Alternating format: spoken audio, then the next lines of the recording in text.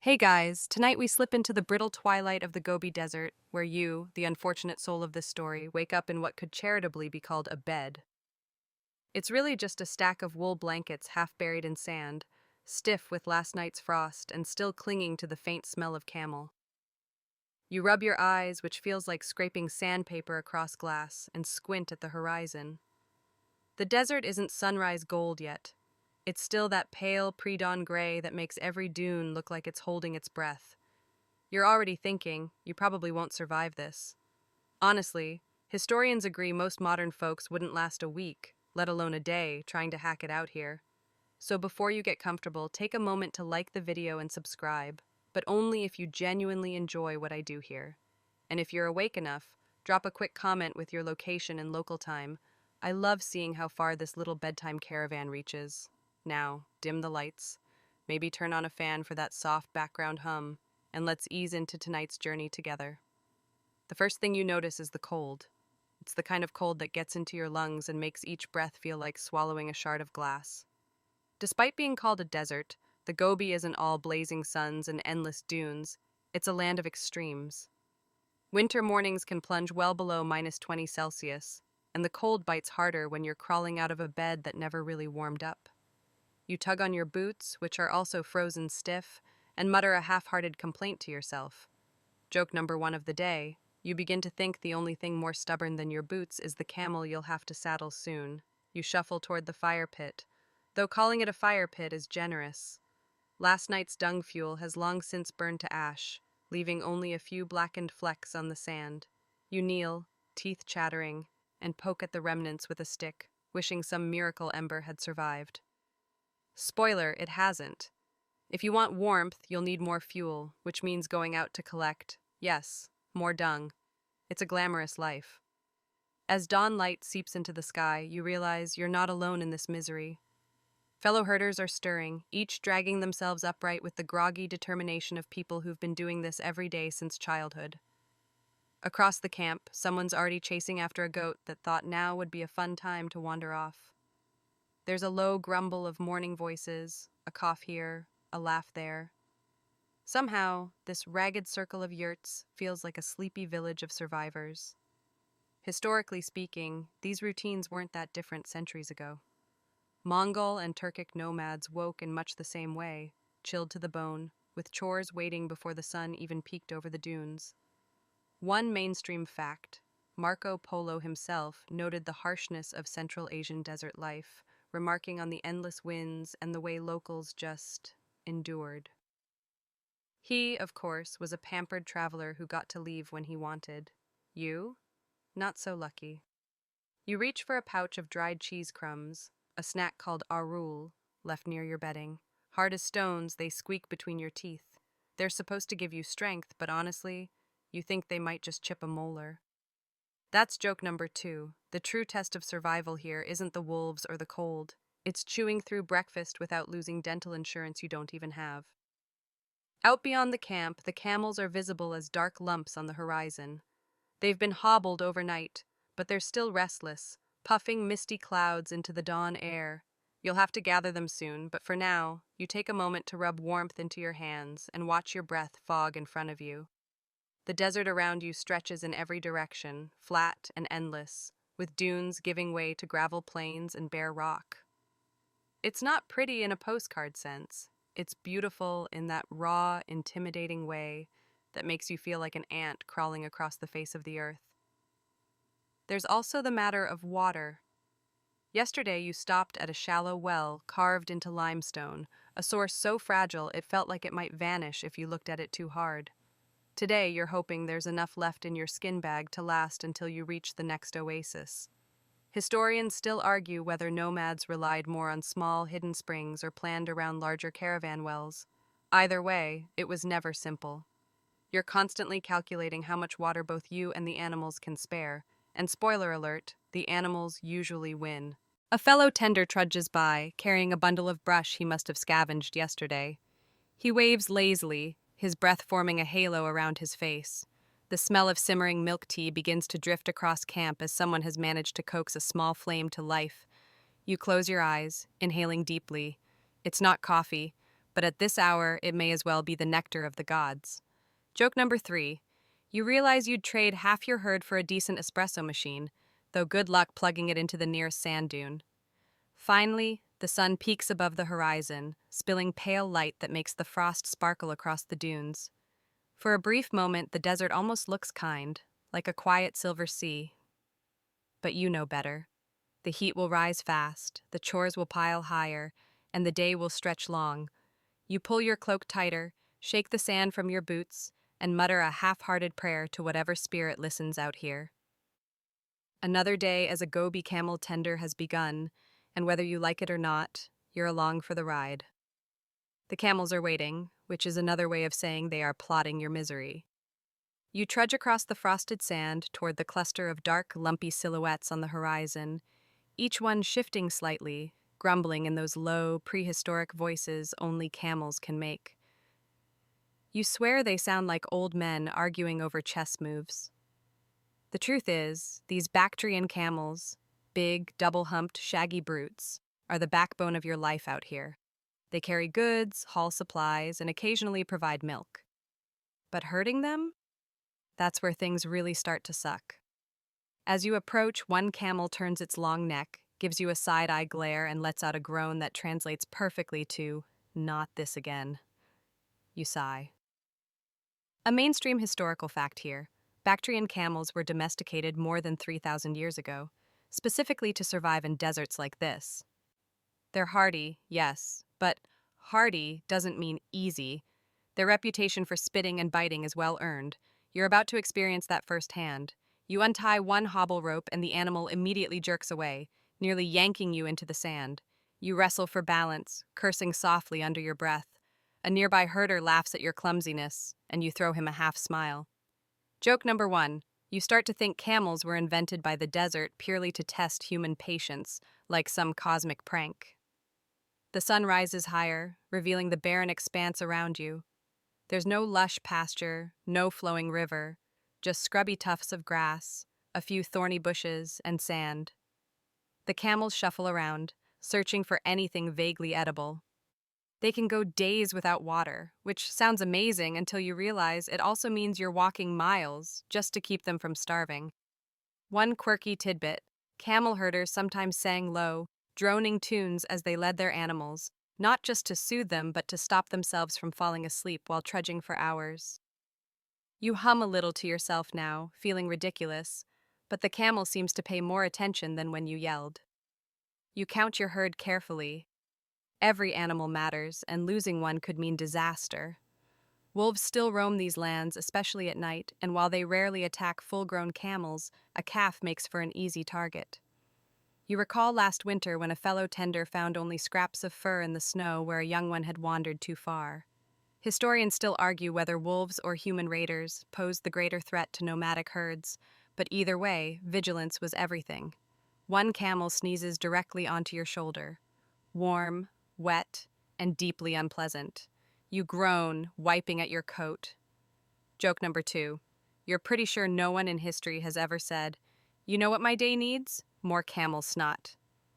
You clip the rope back onto the beast and lead it slowly toward camp, muttering apologies to your dignity. Gathering the herd takes hours. Each animal has its own personality, some docile, some stubborn, one that always seems to lag behind just to spite you. You walk miles in looping circles, boots crunching over frozen crusts of sand and rock. Your breath forms little clouds, and each exhale feels like you're letting out another ounce of energy. By the time the last straggler stumbles back toward camp, your legs already ache like you've hiked an entire marathon. Back near the yurts, the air smells faintly of smoke and milk tea. Other herders have returned with their own animals, and the morning din grows louder. Shouts, camel groans, and the clatter of hooves. You tie your beast to a post and take a moment to breathe. The wind picks up suddenly, stinging your face with tiny flecks of ice sand. The Gobi does this often, calm one second, vicious the next. To lighten the mood, someone cracks a joke about a herder who once fell asleep leaning against a camel, only to be dragged halfway across a valley when the beast wandered off. Everyone laughs, including you. Joke number 3. You realize the only gym membership you'd ever need out here is Camel Fitness. Unlimited cardio, heavy lifting, and the occasional faceplant in sand. Your chores aren't over. Now comes watering, if you can even find enough. Yesterday you filled leather skins at a shallow well, and today you'll have to ration it carefully. The camels slurp noisily, each one more greedy than the last. You feel guilty drinking from your own cup, knowing that what you take is what your herd doesn't get. Survival here is always a balancing act, and it's never in your favor. As the animals settle, you finally allow yourself a moment of stillness. You lean against a rough post, close your eyes, and listen. The soundscape is strange yet comforting. The rhythmic grumble of camels chewing, the whip of wind across sand, the distant call of another herder rounding up his stragglers. This is your world, endless, exhausting, and somehow, against all logic, a little bit peaceful. Breakfast is never glamorous in the Gobi. By the time you've wrangled your camels and rubbed the camel snot off your coat, your stomach is rumbling like a faulty drum. You shuffle back toward camp, where the yurts crouch low against the wind like hunched shoulders, and the faint smell of food drifts from a steaming pot. You're about to find out what passes for a balanced diet when you're a camel tender. Spoiler, the food pyramid here is shaped like a lopsided camel hump. Someone ladles you a wooden bowl of salty milk tea, sute tsai, the staple of Mongol nomads for centuries. It's not sweet, it's not creamy. It's basically warm water with a splash of cow, yak, or camel milk, and a fistful of salt tossed in for good measure. You lift it to your lips, trying to pretend you're at a cafe.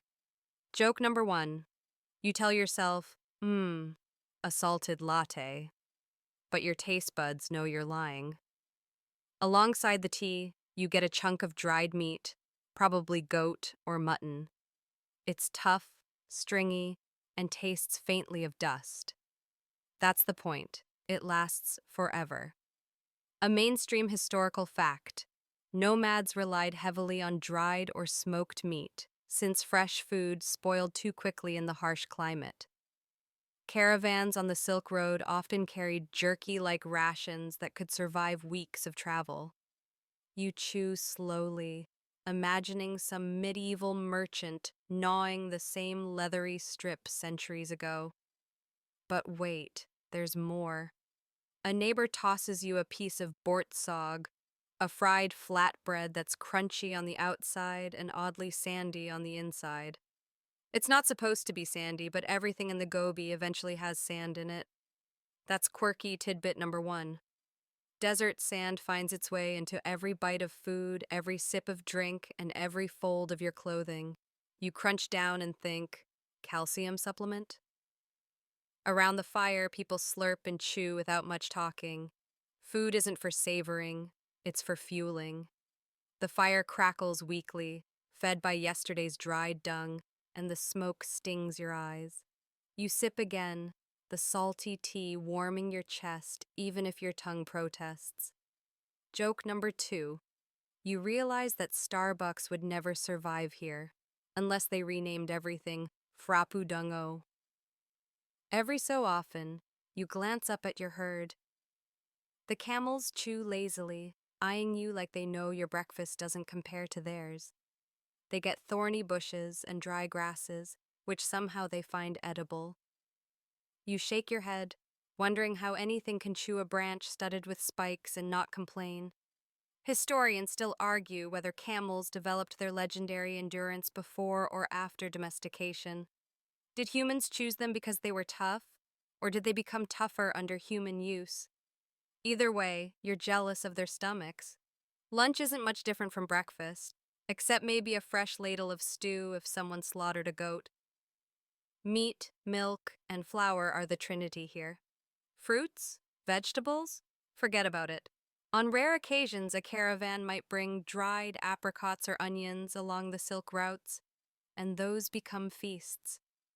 You dream about biting into something juicy, something that crunches like an apple or drips like a peach. Instead, you lick your salty lips and gnaw on another strip of goat jerky. You think about the calories burned just walking miles to gather water or dung, or trekking behind the herd. The food feels insufficient, yet somehow people keep going. A quirky belief you overhear. Some old herders insist salty tea gives you endurance by anchoring your spirit in your body. You don't argue, because at this point, you'll take any explanation that justifies chugging your third bowl. Joke number 3. You tell yourself, one more cup and I'll sprout humps. And briefly imagine walking into Starbucks back home ordering a double humped macchiato. The fantasy almost makes the salty milk taste better. Almost. As the morning drags toward noon, your belly is full enough to carry you through, but never satisfied. There's no lingering over meals, no dessert, no fancy spices except the occasional dash of something traded from a caravan. You wipe your hands on your coat, stand, and stretch your aching back. The diet of the desert isn't exciting, but it works. You're alive, fueled just enough to survive the next round of chores. And you can't help but laugh, quietly, to yourself, at the irony. You're in one of the most historically significant crossroads of trade in the world, where silk, spices, and luxuries once flowed in endless caravans. And what do you get? Salty tea, dusty jerky, and bread sprinkled with sand. The Gobi has a sense of humor, and you're the punchline. You step back from the cooking fire, belly humming faintly with goat jerky and salty tea, and glance at the yurt that's supposed to shield you from this desert's tantrums. From a distance, it looks sturdy enough, a neat round structure of felt stretched over a wooden lattice. But up close, you see every flaw. The felt is patched with clumsy stitches, stiffened by last week's frost. The ropes creak as they strain against today's rising wind. And you realize, again, that in the Gobi, even your house feels like it's just waiting to betray you. You duck inside, pulling the felt flap shut, and immediately your nose fills with the familiar cocktail. Smoke from the dung stove, musk from wool blankets, and the tang of leather saddles stacked near the wall. It's warmer inside, though not by much. A mainstream fact, yurts, or gurs as Mongols call them, were ingenious in design. The circular shape made them aerodynamic against constant winds, and the layered felt kept out at least some of the cold. Families could dismantle and reassemble one in a day, perfect for a nomadic life. Still, perfect doesn't mean comfortable. You crouch, poking at a gap where last night's wind clawed through the wall. Your fingers are numb, and the patch job requires more rope than you have. Outside, the wind whistles like a flute, pressing against the felt. You mutter something halfway between a prayer and an insult. Joke number 1. You start to think the yurt is less a house and more a politely judgmental tent, always reminding you how fragile your life really is. Somewhere above your head, frost has gathered on the roof wheel, the central opening that lets smoke escape.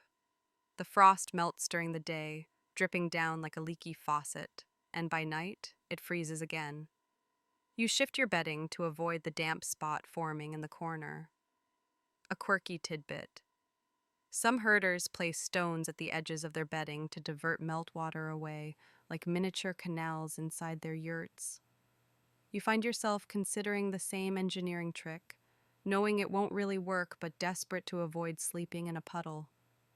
Your neighbor calls out, his voice nearly swallowed by the wind. One of his felt panels has torn loose. You step outside, bracing against the blast, and help him wrestle the fabric back into place. The wind claws at your face, stinging with sand and ice crystals. Historians still argue whether the Gobi's winds shape the very paths of the silk routes, since caravans had to account not just for terrain, but for seasons of nearly unlivable gusts. You don't care about academic debates right now. You just want your roof to stop flapping like a flag in a storm. Back inside, the fire has burned low. You reach for a dried dung patty, crack it in half, and feed it to the stove. The smell is acrid, bitter, and clings to everything: clothes, hair, blankets. You've long since given up trying to smell fresh. Joke number 2, you muse that if medieval cologne companies had existed, they'd have sold essence of smoked dung to camel herders. Not a bestseller, but at least authentic. The warmth creeps back slowly, filling the little round space. You stretch out on your blanket, staring at the roof wheel. A sliver of sky peeks through, pale and cold. You think about how easy it is for storms to rip through, for snow to weigh down the felt, for rain to seep through seams. Yet somehow, families survive generation after generation, babies born, elders cared for, stories told by the hearth. Fragile, yes, but enduring all the same. Later in the day, the wind eases and you step outside again. The yurts stand like squat guardians on the plain, their white felt glowing faintly in the sun. For a fleeting moment, they look almost elegant, like beads scattered on an endless cloth of sand. Then you spot another loose rope whipping in the breeze and sigh. Joke number 3. You mutter that yurts are like toddlers. You turn your back for 1 minute, and suddenly everything is unraveling. You tighten the rope, pull the flap closed, and settle back onto your bedding. The Gobi whispers outside, always shifting, always reminding you that permanence is a lie. But for now, the yurt holds. For now, you can rest in your felt cocoon, listening to the crackle of the dung fire, pretending the walls are thicker than they are. The yurt rattles gently in the wind as you lace up your boots again, this time for something bigger than patching felt or fetching water. Today, you're headed out with the caravan, a slow, plodding procession of camels, goods, and grumpy herders bound along one of the many veins of the silk routes. You push through the felt flap and step into sunlight that already feels sharper than it should. The horizon is endless, and for a moment you wonder how anyone ever figured out where to walk. The caravan is gathering nearby, long lines of camels kneeling on the sand, their saddles groaning under the weight of bundles wrapped in hide. You run your hand across a rough sack. Inside is brick tea, one of the most traded commodities between China and Central Asia. A mainstream fact, for centuries, tea wasn't just a drink, but currency. Compressed into bricks, it could be stacked, loaded, and exchanged for horses, silver, or even political favors. You sigh, realizing you're literally walking beside a pile of money. Except you'll never see a coin of it. Your herd is restless, and so are your legs. The caravan master barks instructions, his voice carrying over the bleats and grunts. Slowly the line begins to move, an awkward, groaning train of beasts and humans trudging into the desert. Sand crunches underfoot, hooves thump in uneven rhythm, and the smell of camel musk thickens the air. Joke number 1. You realize the Gobi soundtrack is less gentle flute music and more a never-ending playlist of camel burps. As you walk, the scenery is everything and nothing. Rolling dunes blend into rocky plains, then flatten into cracked earth. The horizon is a trickster, always promising something ahead but delivering only more emptiness. Quirky tidbit: some herders swore the desert whispered directions at night, like voices carried on the wind. You haven't heard whispers yet, but you've definitely argued with dunes when they blocked your way. Every so often, the caravan halts. A merchant checks his bundles, a herder ties a loose rope, or a camel simply refuses to budge until bribed with a handful of scrub. Progress is measured in stubborn steps, not miles. You glance up at the sun, already higher than you'd like, and imagine how long until you stumble into shade again. Historians still argue whether traders preferred to travel by day or by night. Both had risks. Day brought blinding heat, while night made navigation nearly impossible under shifting stars. Today, you have no choice but to roast. Hours drag. Your back aches under the weight of a sack slung across your shoulder, filled with odds and ends no merchant wanted to balance on a camel. Your boots grind sand into your heels. You fantasize about a wheelbarrow, then laugh at the absurdity of pushing one across dunes. Joke number 2, you think, If this caravan had Wi-Fi, I'd still complain about the loading speed. Finally, you spot a low line of shrubs, an oasis, small but real. The animals quicken their pace, tongues lolling. You can almost taste the water before you reach it. When the first camel plunges its muzzle into the shallow pool, the splashing feels like a hymn. You crouch, cup your hands, and sip greedily. The water is warm, faintly metallic, but you don't care.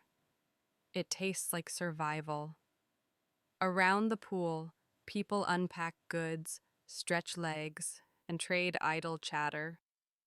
You overhear a merchant boasting that his bundle contains silk straight from Chang'an, shimmering like liquid light. You lean closer, imagining the fabric that once draped emperors, now crammed beside dried goat meat. Trade makes strange bedfellows, luxury beside necessity, beauty beside stink. The caravan rests only briefly before pressing on. Shade dwindles, the wind rises, and your legs turn into lead. Yet there's something hypnotic about the rhythm. Step, crunch, groan, repeat. The camels sway like ships, their humps bobbing in time with the endless beat of feet. For a moment, you feel suspended between centuries, walking the same path merchants, monks, and soldiers once trudged. Joke number 3. You realize that if future historians ever invent desert treadmills, they'll just attach VR goggles showing dunes and camels, and you'll have déjà vu. The thought makes you chuckle, even as sweat stings your eyes. By sunset, the caravan halts again, this time to set camp.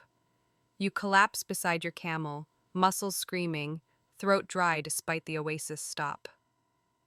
The beasts kneel one by one, groaning as if they too are sick of this routine. Fires flicker to life, casting tiny circles of light against an ocean of darkness. You lie back, staring at a sky littered with stars, so many you feel dizzy. Exhaustion tugs at you, but there's a strange comfort in knowing this isn't just your misery. It's a misery shared by countless wanderers before you. Morning arrives without ceremony, just a pale band of light pushing across the horizon. You blink awake, stiff from sleeping on a mat that feels more like gravel than bedding, and groan when you remember what comes next. Chores. If camel wrangling and caravan trudging weren't enough, the endless cycle of little tasks keeps you locked in a state of eternal exhaustion. Out here, it's never done, only done for now. You grab a wooden bucket and head out toward the animals, who have already begun to shuffle restlessly. First order of business, collecting dung. You sigh because yes, this is your fuel, your firewood, your ticket to hot tea and warmth. You walk a slow circle, scooping up the frozen lumps and tossing them into the bucket. Joke number 1. You think to yourself that if there were frequent flyer miles for dung collection, you'd already have earned a free trip to anywhere but here. Once you've gathered enough, you stack the dung near the stove, patting it down like prized treasure. A mainstream fact, dried animal dung was, and in many places still is, a vital fuel on the steppe, since wood is scarce and shrubs don't last long once you start burning them. The smell is strong, earthy, acrid, and it sticks to your hands no matter how much you scrub. You wrinkle your nose, realizing you'll carry that scent into every meal today. Next, you fetch water skins from the well, dragging the heavy weight back across uneven sand. You're careful not to spill. It's too precious. Historians still argue whether desert herders carried more responsibility for animals' water or their own survival first. The truth is, you don't get to pick. If your camels don't drink, you don't go anywhere. If you don't drink, well, you won't be going anywhere either. It's an unfunny balance. Back at camp, someone waves you over to help mend a saddle. The leather has cracked where it presses against a camel's hump. You stitch clumsily, pricking your finger once or twice, and curse under your breath. A quirky tidbit: some camel tenders swore by rubbing fish oil or even sheep fat into leather to keep it pliable. You glance at your sore finger and decide you'd rather invent duct tape, but sadly, that hasn't been traded in from the future yet. Your hands ache, your back stiffens, and still the chores pile on. Someone asks you to fetch more brush, another wants you to repair a rope, and by the time you return, smoke is rising from the dung stove again, the camp buzzing with movement. Joke number 2, you tell yourself you've become a professional multitasker, herder, janitor, blacksmith, barista, but sadly, the resume won't impress anyone outside of Camel LinkedIn. Around noon, you pause long enough to gulp down more salty tea and a bite of jerky. You lean back against the yurt wall, staring at the cracked earth under your boots. Dust clings to everything, your coat, your lashes, even your tea. There's no escaping it. A child runs past, laughing, trailing sand as if sprinkling it like confetti. You cough, realizing your lungs are just as decorated.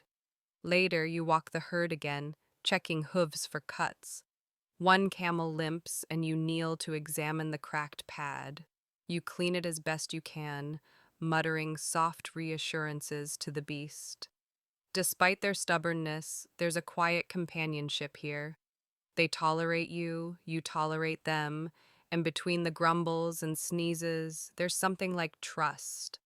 Historians debate whether nomads loved their camels or merely endured them as tools. You find the truth is somewhere between. When one camel nudges your arm, warm breath fogging in the air, you can't help but smile.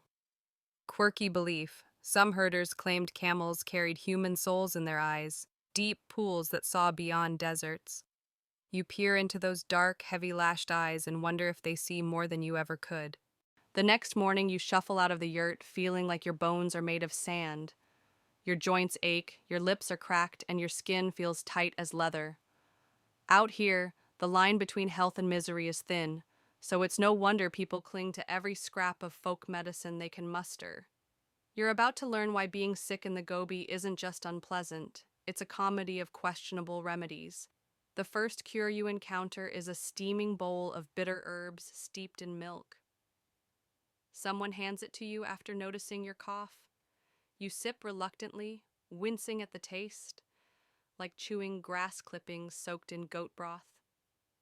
Joke number 1, you mutter, "Delicious, tastes just like lawnmower soup," earning a chuckle from your neighbor. A mainstream fact, nomadic medicine blended practical knowledge with spiritual belief.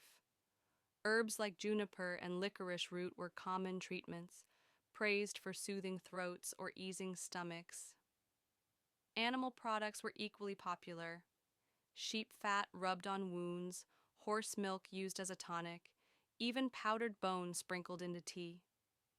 You try not to think too hard about that last one.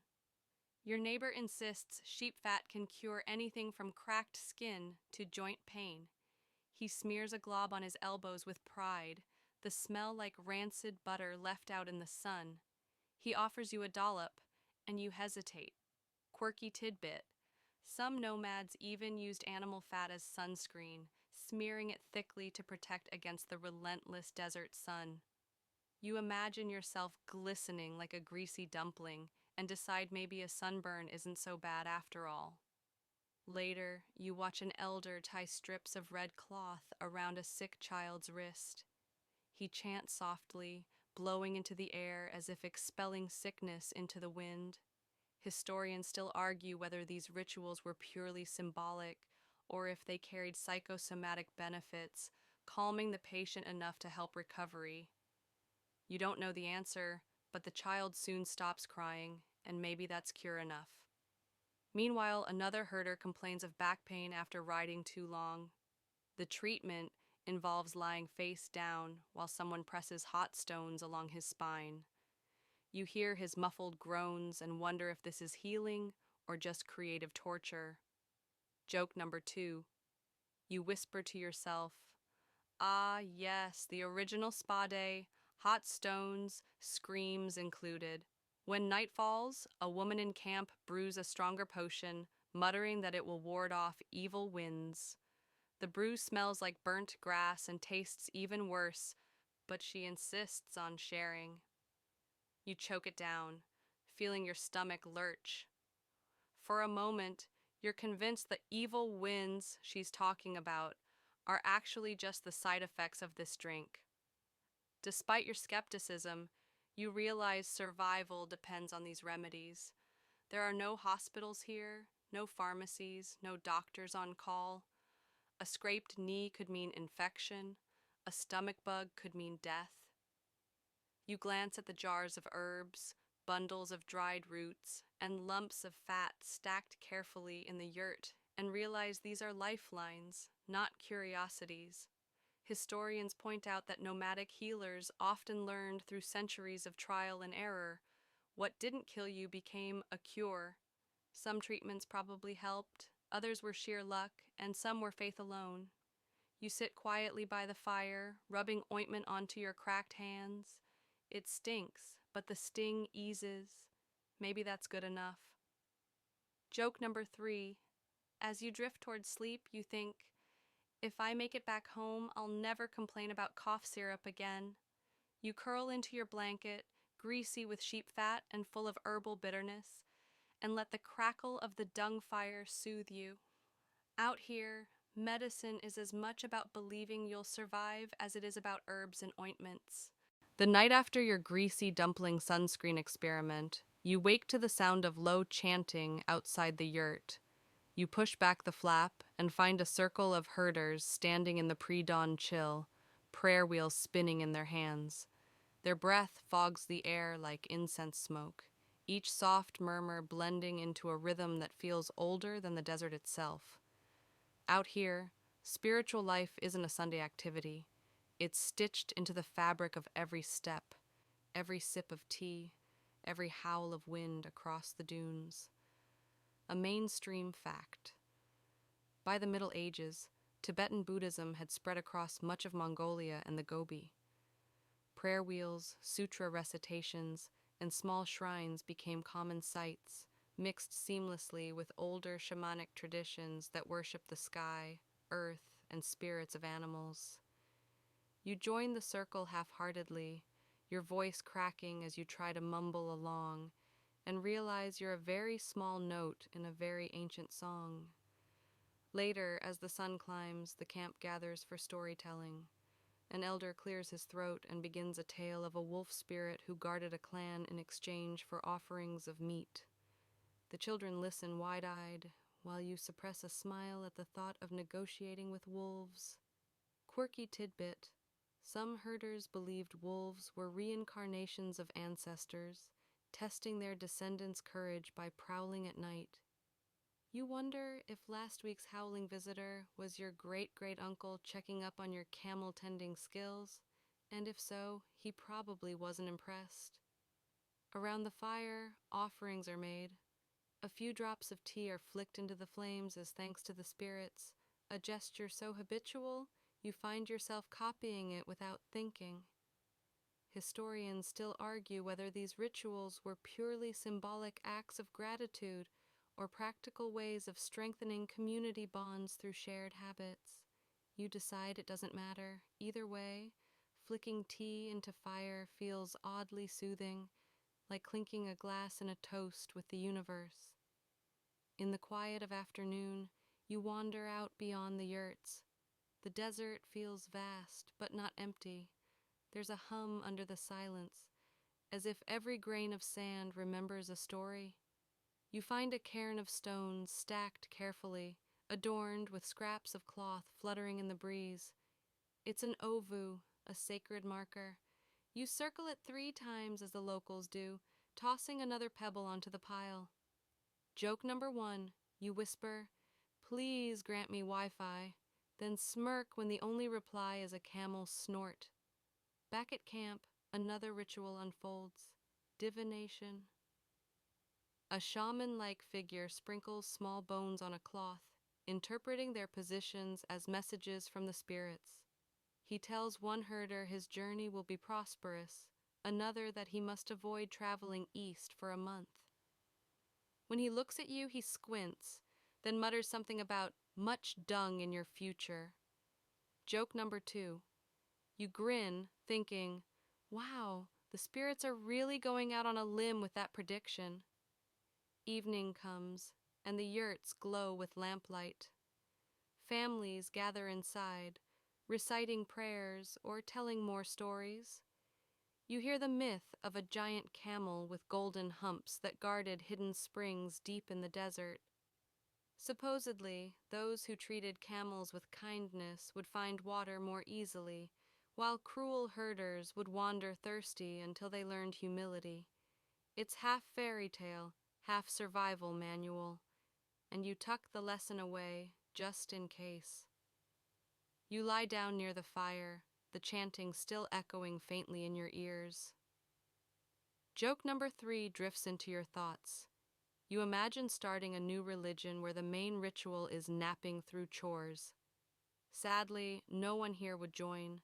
You exhale, eyes heavy, feeling the thin walls of the yurt pulse with the rhythm of wind and prayer. Out here, faith is less about dogma and more about survival, a way of making the endless horizon feel like home. When you wake again, the yurt is shuddering in the wind, and outside the air bites harder than usual. Seasons in the Gobi don't glide. They slam into you like a door in the face. Summer scalds, winter freezes, and spring and autumn mostly exist to trick you into thinking it might get easier. Today, you step out into a reminder of how much it truly sucks to endure these extremes. A mainstream fact: temperatures in the Gobi can swing from over 40 degrees Celsius in summer to below minus 30 degrees Celsius in winter, sometimes within a single year. That's not pack-a-jacket weather. It's your jacket needs its own jacket. Right now, you feel it in your lungs. The cold air burns as you inhale, crystallizing the inside of your nose. Your eyelashes feel heavy, and your hands ache even under layers of wool. You shuffle toward the herd, already coated in frost like shaggy statues.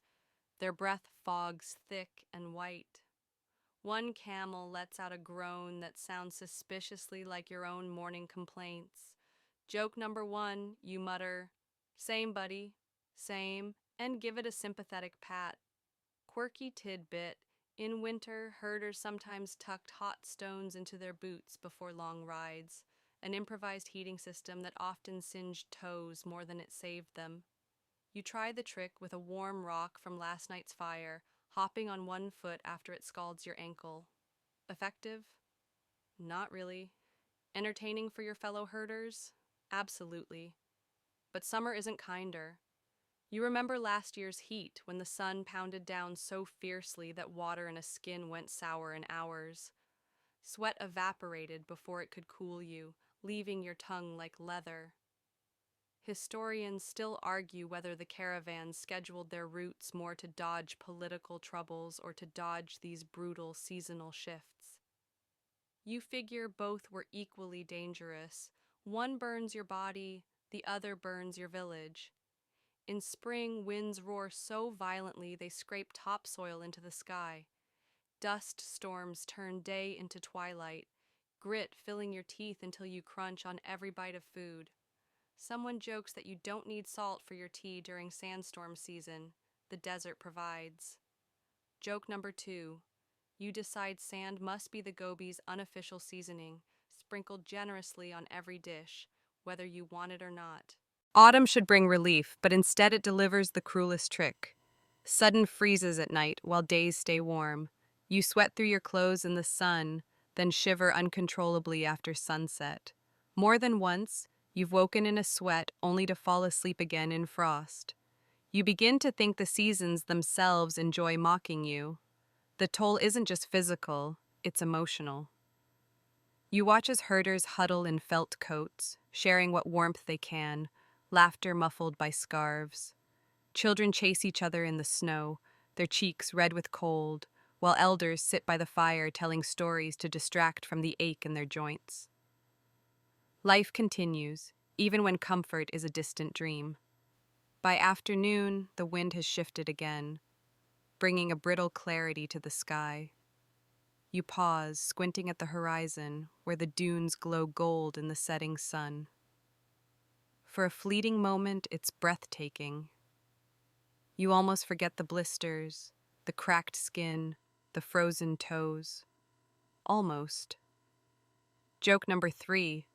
You whisper to yourself, sure, it's beautiful, if you enjoy being roasted and frozen like a rotisserie chicken on repeat. As darkness settles, you burrow deep into your blankets, the yurt rattling like an old drum. Outside, the desert prepares its next trick. Tomorrow might bring thaw, or frost, or dust, or all three. You curl tighter, sighing into the smoky air, and accept that in the Gobi, the only predictable season is unpredictability itself. The days blur together, one long stretch of sand, wind, and camel groans, until suddenly you notice strangers at the edge of camp. Outsiders, travelers whose boots don't quite carry the same dust, whose cloaks don't hang with the same smoke and dung perfume as yours. Their arrival means stories, trade, and sometimes trouble. You watch as they dismount, tall horses kicking up grit, silk-wrapped bundles slung across their saddles. Merchants, maybe, though they could just as easily be envoys or scouts. A mainstream fact, the Gobi wasn't just home to nomads. It was a thoroughfare. Envoys from China, Persia, and even Europe crossed these plains, each leaving trails of words and goods. Marco Polo himself passed through in the 13th century, later spinning tales that made the desert seem both terrifying and oddly romantic. You chuckle. Romantic clearly wasn't the word he should have chosen. The strangers greet your caravan master, trading bows and stiff smiles. They speak haltingly in a blend of languages, hands waving to fill the gaps. You linger nearby, trying to catch words. Silk, salt, horses, the vocabulary of survival and profit. Someone unwraps a bolt of fabric shimmering like water. You blink at the colors, too bright for the dust-dulled world you're used to. For a moment, you almost believe the desert could sparkle. Quirky tidbit, some travelers brought oddities along the routes. Exotic fruits, strange animals, even musical instruments never heard in the steppe before. You once saw a lute with a body shaped like a pear, and its jangling sound made the camels twitch uneasily. Tonight, one merchant hums a foreign tune, and you find yourself swaying slightly, hypnotized by its unfamiliar rhythm. But not every encounter is charming. Outsiders often misjudge the desert. One noble envoy insists on riding his prized horse across shifting dunes, refusing advice to let camels carry the heavy loads. Within hours, the horse is stumbling, its legs trembling. The herders exchange glances but say nothing. Historians still argue whether such arrogance cost more expeditions than actual warfare. You shake your head, knowing the Gobi doesn't care about rank. It humbles everyone equally. As the night deepens, the visitors share their own food. Dried apricots, sticky and sweet, pass from hand to hand. You pop one into your mouth and almost cry. After weeks of salty milk and gritty bread, the fruit tastes like ambrosia. Joke number 1, you silently vow to worship apricots if they ever become a regular part of your diet. Stories flow around the fire. A Persian trader recounts deserts hotter than the Gobi, while a Chinese envoy boasts of cities where candles outnumber stars. You sit quietly, picturing places so far from this frozen sand that they feel like dreams. Yet every tale reminds you of the same truth. The desert may seem endless, but it is also a bridge. Later, one outsider points at your camels, laughing about their odd humps and shaggy coats. You roll your eyes. Joke number 2. You mutter, say what you want, but let's see your fancy horse carry 500 pounds of tea through a snowstorm. The camels grunt as if in agreement. Not all exchanges are friendly. Suspicion lingers in the air. Strangers could be spies, thieves, or worse. You sleep with one eye open, clutching your meager belongings, ears tuned to the rustle of the camp. Yet morning brings no disaster, only the creak of leather and the smell of new spices mingling with dung smoke. By midday, the outsiders are gone, their silhouettes shrinking into the horizon. You watch them vanish with a pang of envy. They move on while you remain tethered to your camels, your chores, your endless horizon. Joke number 3. You sigh and think, they'll remember this as an adventure. I'll remember it as a Tuesday. Still, their visit lingers. You've seen a flash of silk, tasted sweetness, heard new songs. The desert doesn't change often, but sometimes it opens just enough to let the world drift in, reminding you that you are both trapped in routine and connected to something far larger. The caravan is quieter now. The outsiders have gone. The chores are done for the day, and the wind has fallen into that eerie hush that only deserts can manage. You stand at the edge of camp, watching your camels huddle together like a pile of shaggy rocks, and feel a strange wave of weariness settle in. This, you realize, is the long road home. Not home as in a fixed house, but the endless rhythm of sand, sky, and animal breath. Your boots are worn smooth from weeks of trudging. Your shoulders carry permanent grooves from leather straps. Every step you take now feels like it's being carved into your bones. A mainstream fact, steppe nomads could cover astounding distances on foot or horseback, sometimes hundreds of miles in a season, following grazing patterns and trade routes. To you, it feels like you've walked the length of the earth itself. But there's comfort in routine, however exhausting. You wake, gather dung, drink salty tea, chase camels, patch ropes, listen to stories, and repeat. The monotony becomes its own kind of blanket, heavy but familiar. Joke number 1. You chuckle to yourself that you've achieved enlightenment, except instead of meditating under a tree, you've just stared at camel butts for so long you've forgotten what boredom means. The horizon stretches endlessly, yet you've learned its subtle changes, how the dunes shift like ocean waves, how the light turns gold, then violet, then silver under the stars. You remember your first days here, panicking at the emptiness, certain you'd vanish into it. Now you breathe with the desert's rhythm, letting its silence seep into you. Quirky tidbit.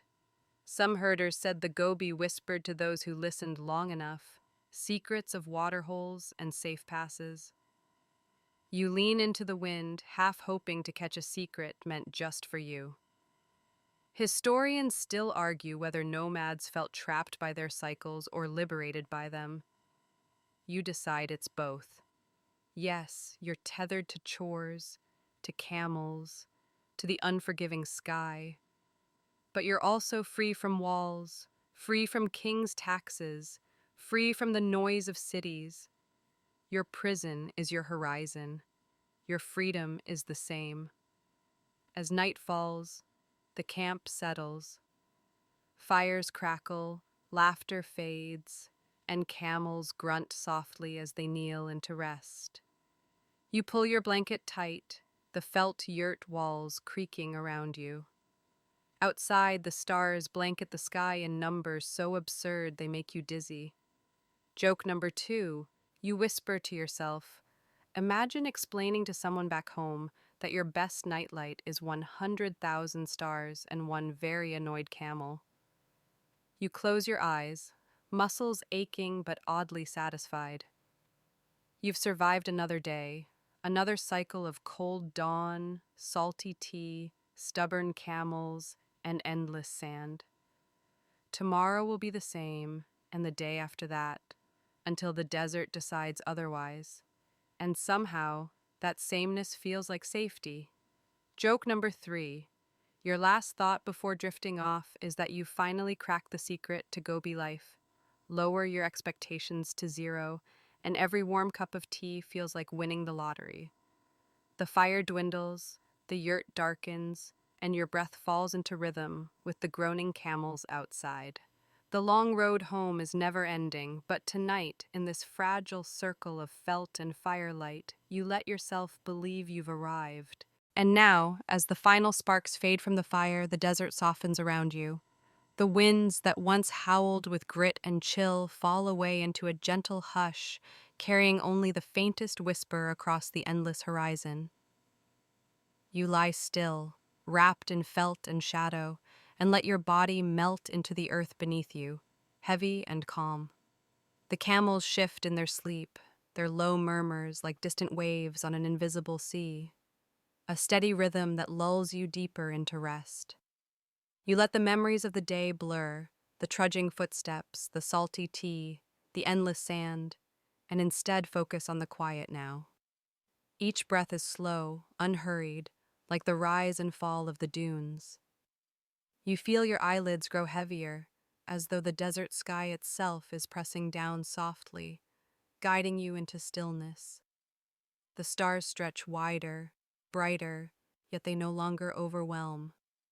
They feel like a vast blanket, infinite but comforting, each one a tiny ember of reassurance.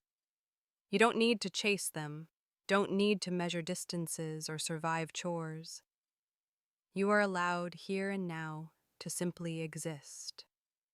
Every ache, every complaint, every stubborn camel fades into background noise. What remains is the hum of life continuing quietly around you, the slow, eternal rhythm of the Gobi itself.